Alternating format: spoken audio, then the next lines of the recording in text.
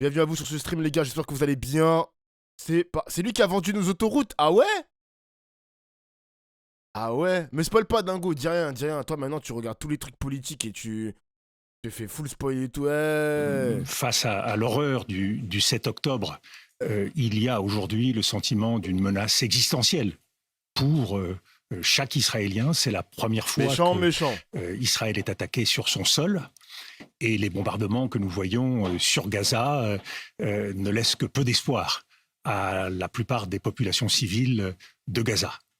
Et face à ce gouffre existentiel, nous sommes aussi devant un gouffre géopolitique. Ce gouffre géopolitique, c'est l'absence de perspective face à une offensive terrestre massive. J'ai tweeté ou Pour pas? Gaza, Moi, j'ai pas tweeté. d'autre perspective qu'un bain de sang. Et face à cela, il y a bien sûr le risque d'extension de ce conflit quand on voit la situation dans la région, à la fois les factions islamistes, les milices islamistes qui obéissent à l'Iran, au Liban, en Irak, en Syrie, au Yémen, et les possibilités d'engrenage qui existent dans cette région. Et tout cela dans un contexte international de profonde division du monde que nous avons constaté, de fractures très importantes du monde que nous avons constatées en Ukraine, avec d'un côté l'Occident et de l'autre ce qu'on appelle le Sud global, c'est-à-dire le reste du monde. Et à cela, il faut prendre en compte, pour un dirigeant politique français, il faut prendre en compte les graves fractures nationales. Et nous voyons bien... Pourquoi je suis pas brésilien, les gars? Pourquoi je suis pas argentin, mexicain, brésilien, australien? Pourquoi je suis baigné dans ces trucs d'Occident, moi? Pourquoi je suis baigné dans ça, frère?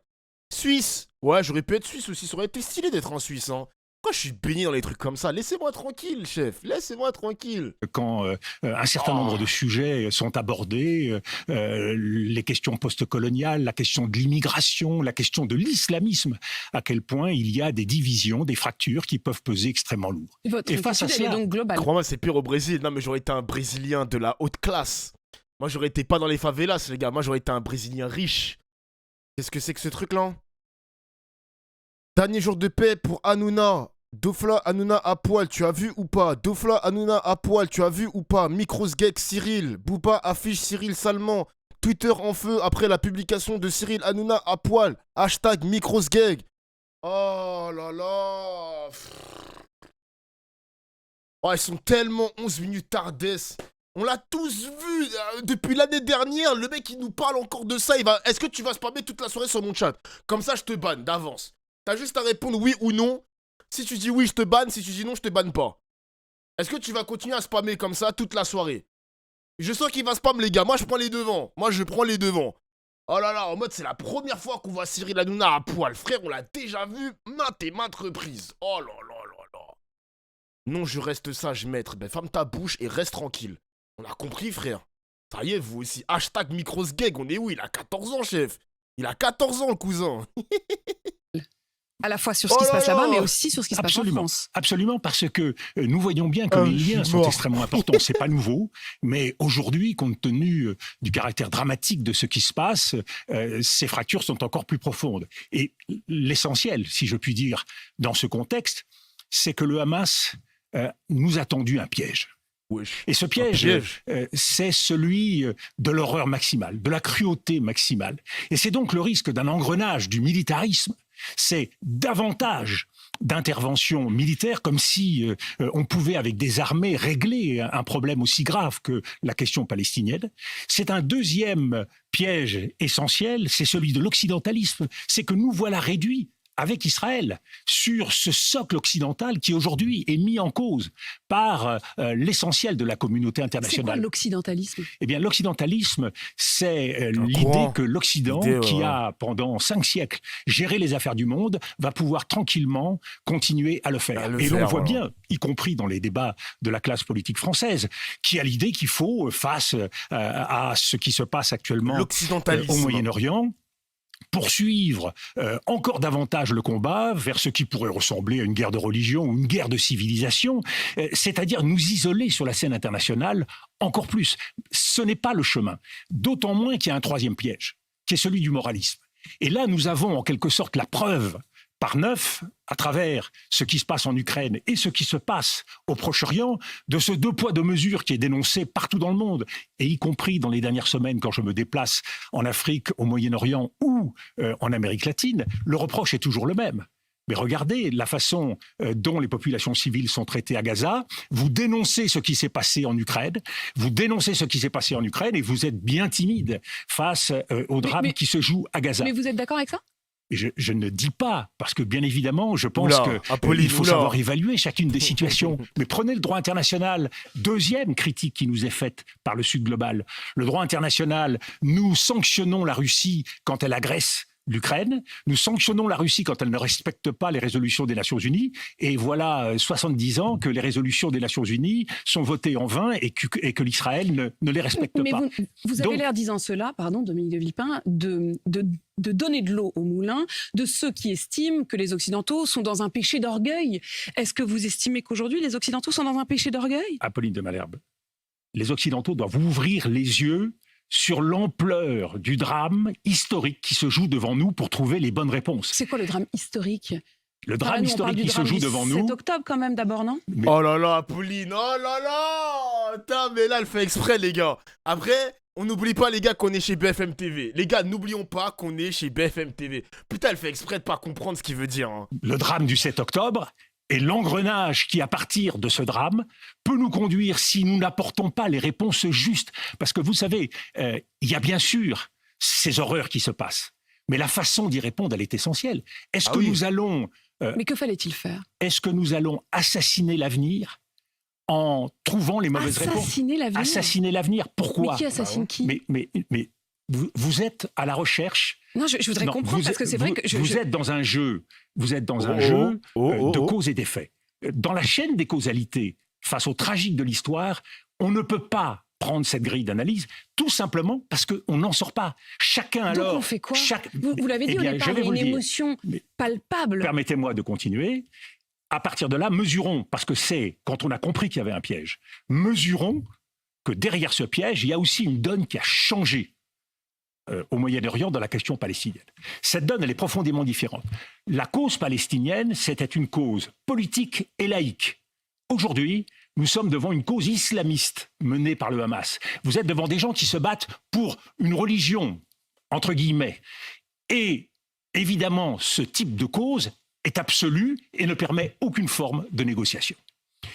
Du côté israélien, il y a eu aussi une évolution. Le sionisme, il a été laïque et politique, porté par Théodore Herzl à la fin du XIXe siècle. Il est devenu aujourd'hui très largement messianique, biblique. C'est-à-dire que là aussi, on ne veut pas transiger. Et tout ce... Là, je suis d'accord avec ce qu'il dit Dominique de Villepin. On l'a écouté hier, les gars, ou avant-hier, je crois, quand on avait Netanyahou qui prenait la parole, qui parlait de la prophétie d'Isaïe, je sais pas quoi. Là, on va au-delà. Le sionisme, là, ça, c'est quasiment biblique. Il a raison ce qu'il raconte dans ce qu'il dit, pardon, à Dominique de Villepin. Il a raison. Il est très bon dans ce qu'il dit. Hein. Il est très, très bon. Que porte le gouvernement d'extrême droite israélien, continuant d'encourager la colonisation, évidemment, n'arrange rien, y compris depuis le 7 octobre.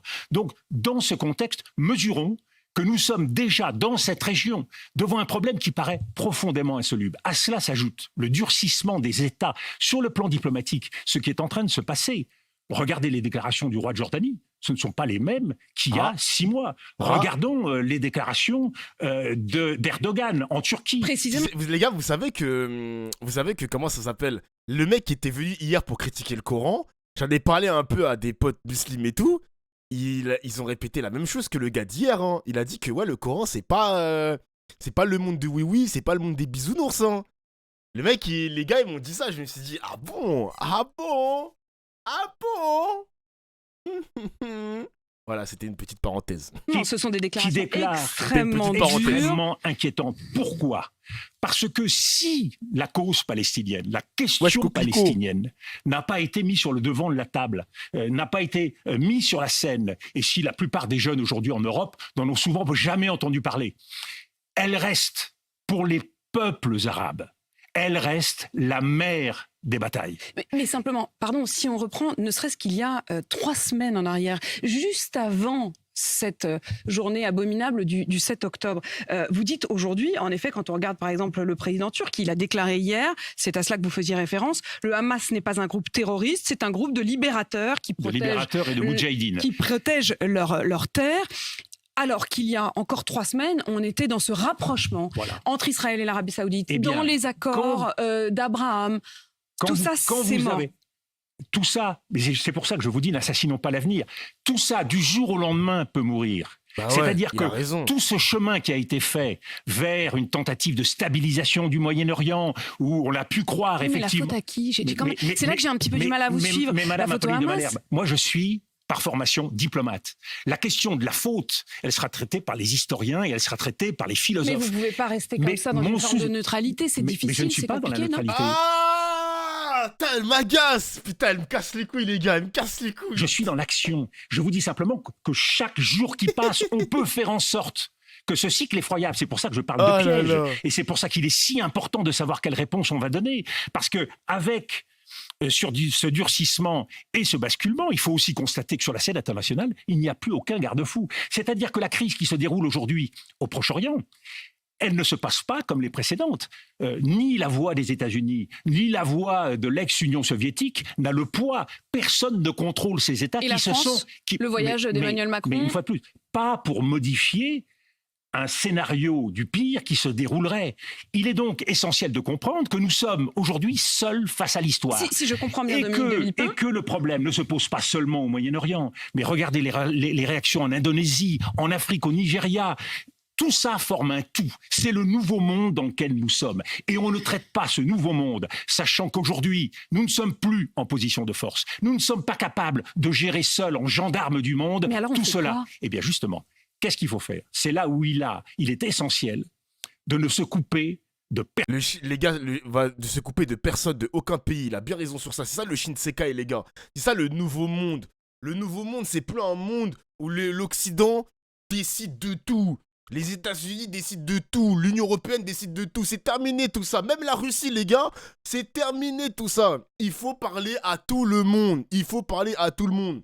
Ça y est là, l'Occident, maître du monde. C'est fini ça, c'est terminé mon gars. Personne sur la scène internationale. Fini. Quand vous entendez M. Blinken dire qu'il faudrait que les Chinois puissent nous apporter leur concours, quand vous voyez que c'est les Chinois qui ont fait en sorte d'améliorer les relations entre l'Arabie Saoudite et l'Iran, vous voyez bien aujourd'hui qu'on a besoin de tout le monde. Donc il faut changer. Y compris les Russes. Tout le monde. Je le dis. Il faut aller demander de l'aide. Si les Russes, mais je ne dis pas qu'il faut aller demander de l'aide aux Russes, je vous dis si les Russes peuvent apporter une contribution en faisant en sorte de calmer un certain nombre des factions de cette région, eh bien cela ira dans le bon sens. Et c'est pour ça que je vous dis que l'Occident ne se replie pas sur elle-même. Ouvrons-nous au monde et travaillons avec tout le monde. Donc une réponse. Mais les États-Unis veulent travailler avec personne. Les États-Unis ne veulent travailler avec personne, mon gars. Désolé Dominique de Villepin. Ça va être compliqué de faire céder les Américains, mon gars. Proportionné. Ça veut dire quoi? Ça veut dire que... Mais comment on fait pour proportionner par rapport à la barbarie? C'est plus armée contre armée. Mais enfin, écoutez, Madame Apolline de Malherbe, les populations civiles qui sont en train de mourir à Gaza, elles n'existent pas? Alors parce que l'horreur a été commise, il faut que l'horreur soit commise de l'autre côté. Bien sûr que si. Je vous parle simplement d'un basculement, et vous l'avez vous-même dit. On a basculé dans un repère émotionnel. Et c'est pour ça que la réponse qui dépasse totalement l'entendement. Vous savez, mais est-ce qu'il faut faire mais effectivement? Mais non, c'est vous qui le faites. Non, c'est vous qui le faites. Moi, je ne vous dis pas que je renvoie dos à dos les fautes. Un peu quand même. Non, pas du tout. Pas du tout. J'essaye de prendre en compte ce que pense une grande partie de l'humanité et la majeure partie de l'humanité aujourd'hui. Mais est-ce que vous pensez comme cette partie de l'humanité? Mais je ne vous dis pas. Vous pensez comme quel côté de l'humanité? Mais moi, je suis français, je pense comme un diplomate français, avec le souci de quoi? Et c'est pour ça que nous mettons en avant une politique d'équilibre, avec le souci de faire en sorte que nous puissions réparer, que nous puissions faire en sorte que les choses aillent mieux. C'est pour ça que je vous dis une réponse proportionnée, c'est-à-dire qu'ils prennent en compte qu'il y a certes un objectif à mener et qui est réaliste, de faire en sorte d'éradiquer les dirigeants du Hamas, de ceux qui ont commis cette horreur-là, et de ne pas confondre les Palestiniens avec le Hamas. Ça, c'est un objectif réaliste. Ça veut dire... Ça passe par quoi?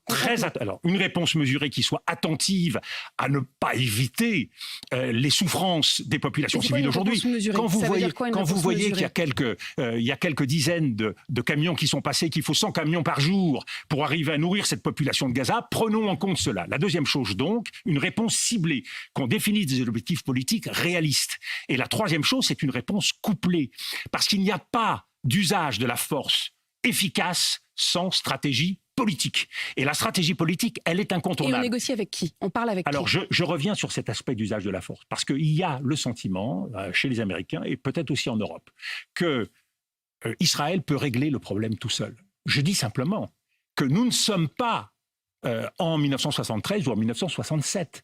Il y a des choses qu'aucune armée au monde ne sait faire. C'est gagner dans un combat asymétrique contre les terroristes. La guerre contre le terrorisme n'a jamais été gagnée nulle part. Et elle enclenche au contraire des méfaits et des cycles et des engrenages extrêmement dramatiques. C'est pour ça que Israël doit prendre en compte sa propre expérience. Joe Biden a eu raison de dire regardez ce que nous avons fait.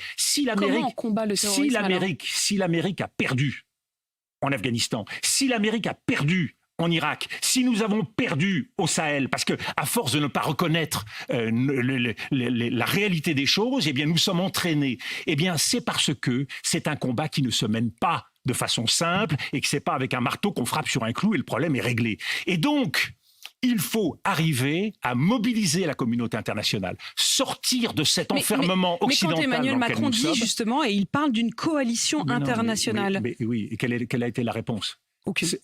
Aucune. Bon, Il a flop, Macron. Il a flop. Ce n'est évidemment pas peut-être une tentative. La France ne va pas s'engager militairement sur le terrain.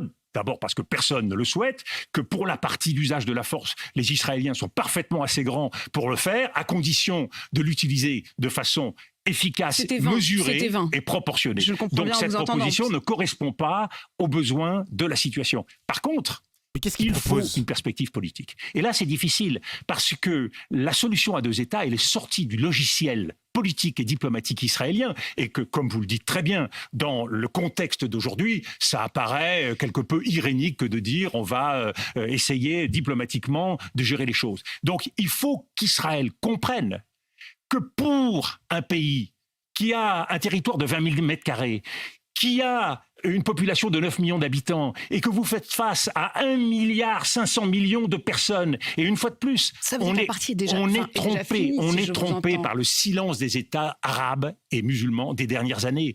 Mais les peuples n'ont... C'est vrai que je suis d'accord avec lui. Franchement, les gars, je vais vous poser la question. On est d'accord que l'Occident, l'Union européenne est un peu soumis aux États-Unis, aux décisions des États-Unis, des Américains, tout ça. Mais le monde arabe, ils sont pas un peu soumis des Américains ou pas? Le monde arabe aurait pu solutionner diplomatiquement tout ce problème. Vrai ou faux? Genre le Qatar, l'Arabie Saoudite, les Émirats Arabes Unis, l'Algérie, le Maroc qui a des liens avec Israël. On a plein de pays comme ça du monde arabe, même l'Égypte, qui aurait pu un petit peu s'incruster dans cette bataille géopolitique, on va dire ça comme ça. Ils dépendent du dollar. Mais ouais, mais... Moi, je l'ai déjà dit dès les premiers jours de l'offensive israélienne, du Hamas, pardon. L'attentat, on va dire ça comme ça. Le monde arabe le monde arabe a quelque chose à apporter. Il a un truc à apporter dans tout ce bordel. Je sais pas si vous voyez ce que je veux dire. Je pense que c'est en train de changer. Le Qatar qui avait aidé à la libération de 2 otages, oui, diplomatiquement, le Qatar est là. Mais il reste encore d'autres pays qui doivent un peu se mêler à tout ça. Le monde arabe a un rôle à jouer. Il a un rôle à jouer, mais il attend patiemment Dofla. Ouais, mais bon, ça attend, mais il y a des mecs qui meurent, hein. Il y a des civils qui meurent, mon gars. Hein. Le monde arabe est trop divisé. Je sais pas si le monde arabe est si divisé que ça, parce que comme elle l'a dit tout à l'heure, Apolline de Malherbe, pardon, t'as des pays comme ça, comme l'Indonésie, tu peux avoir aussi le Pakistan, tu peux avoir l'Irak ou l'Iran ou peu importe, même la Turquie. La Turquie qui lui, il a envie de bien aider la Palestine. C'est compliqué quand même. C'est compliqué tout ça. T'as l'impression quand même qu'il y a beaucoup de pays arabes qui sont ensemble, unis, sur les mêmes choses. Donc là, s'il te plaît, ne mélange pas le Maroc avec Israël, faut pas souiller le Maroc, voyons. Mais frérot, le Maroc, littéralement, le gouvernement marocain a ouvert une ligne aérienne avec Israël. Enfin, je comprends pas, ils sont alliés, genre, ils sont potes. Je comprends pas ce que tu veux dire. Factuellement, le Maroc est pote avec Israël, c'est juste factuel. Et c'est quoi le problème? Je comprends pas. Y'a pas de... On dirait que j'ai dit une dinguerie, là. Il est bizarre, lui. jamais oui. oublié que Faut la dire les cause termes. palestinienne et l'injustice qui est faite aux Palestiniens était une source de mobilisation considérable. Prenons Pourquoi t'es du côté du Hamas, Dofla? Alors, à quel moment j'ai dit que t'étais du côté du Hamas? Tu peux me sortir la minute, s'il te plaît, frérot? J'ai envie de te mettre un carton rouge. J'ai envie de te mettre un carton rouge pour diffamation. Tu peux me dire à quel moment je suis du côté du Hamas, s'il te plaît? Je veux savoir. Ah. J'ai du mal à comprendre alors. Qu'est-ce que t'as du mal à comprendre? Je comprends pas. Pour l'instant, je suis juste factuel dans tout ce que je dis. Qu'est-ce qui se passe? Qu'est-ce qui se passe? Là, je dis pas grand-chose. Depuis tout à l'heure, j'écoute Dominique de Villepin, qui est basé de fou. Il crache que des facts. Je dis quasiment rien du tout. Le mec qui me dit pourquoi je suis du côté du Hamas. On t'écoute. Qu'est-ce qui se passe? Qu'est-ce que t'as à me reprocher? Je comprends pas. Qu'est-ce qui se passe? Ah là là. First Blood. Vas-y, me banne pas, je t'aime. Bah, reviens dans une semaine. C'est bon, tu m'as cassé les couilles. Il a dit quoi? Alerte. Oh là là! Commencez pas, les gars. On est vendredi. La vie de ma mère, commencez pas. Tête de ma mère, commencez pas. Je vais vous baffer, commencez pas. La vie de ma mère, commencez pas. Tête de ma mère, commencez pas, s'il vous plaît. On est où là? Oh! C'est quoi ça? Alerte info, il est pas là pour l'instant. Fallait être là depuis le début. J'ai pas encore envoyé de message à Alerte info. Alerte info ne m'a pas relancé non plus. Il m'a pas relancé. Commencez même pas à me spammer. On est où là? Wesh. Possible ça. en compte cette situation et je crois qu'il est essentiel calmez-vous. d'aider Israël, d'accompagner, certains parlent d'imposer, je crois qu'il vaut mieux convaincre, d'avancer dans cette Je vais le voie-là. relancer. La difficulté, c'est qu'il n'y a pas d'interlocuteur aujourd'hui, ni du côté israélien, ni du côté palestinien. Il faut faire émerger des interlocuteurs. Alors évidemment, beaucoup de ces interlocuteurs... Mais quand on voit, par exemple, Emmanuel Macron a été reçu par Mahmoud Abbas... Oui, mais Mahmoud Abbas, il n'a pas été élu depuis des années. C'est pas à vous que je vais le dire. C'est pas à nous de choisir qui vont être les dirigeants de la Palestine. La politique israélienne n'a pas forcément voulu, au cours des dernières années, faire émerger un leadership palestinien. Beaucoup sont en prison et l'intérêt d'Israël, parce que je le redis, c'était pas dans le logiciel et dans l'intérêt d'Israël à l'époque, pensait-il, c'était au contraire de diviser les Palestiniens et de faire en sorte que cette question palestinienne s'efface. Eh bien, cette question palestinienne, et c'est ça qui est nouveau, et c'est de là qu'il faut partir, parce que nos yeux doivent être dessillés, cette question palestinienne, elle ne s'effacera pas. Jamais, et donc, jamais. Il faut la traiter et il faut lui apporter une réponse. Et c'est là où il faut du courage. Parce que ce que je veux dire, c'est que l'usage de la force est une impasse. Et là où vous voulez... Là où je suis d'accord avec lui, il a parlé tout à l'heure de guerre de religion, même une guerre civilisationnelle. Tu peux te dire que Israël veut juste effacer l'islam de son territoire, mais le territoire conquéri, le territoire occupé. Ils veulent juste des sionistes dans ce territoire-là, dans cette enclave-là, et c'est tout. Genre, même la civilisation, les Palestiniens, s'il y a le moins possible de Palestiniens dans le territoire israélien, enfin dans les territoires occupés, ils vont être contents. Aussi le christianisme aussi, mais le christianisme est très peu présent dans la Palestine. Mais je vois ce que tu veux dire. Mais de manière générale, il y a plus de musulmans, il y a plus de... L'islam est beaucoup plus présent que le christianisme au sein de la Palestine et des territoires occupés. Là, Israël, tout ce que Dominique de Villepin dit, c'est factuel. C'est factuel. Je suis quasiment sûr que si on peut trouver sur Internet, dans les archives, etc., si les Israéliens sont pour ou contre une solution à deux États avec l'État palestinien et l'État israélien, est-ce qu'ils vont être contre, est-ce qu'ils vont être pour? J'ai peut-être ma petite réponse, les gars. J'ai peut-être ma petite réponse. Donc là, on est quasiment sur... on est toujours sur cette même thématique du nettoyage ethnique, les mecs. Hein. On est toujours sur ce délire de nettoyage ethnique. Et tout ce que raconte Dominique de Villepin, c'est factuel. C'est juste factuel.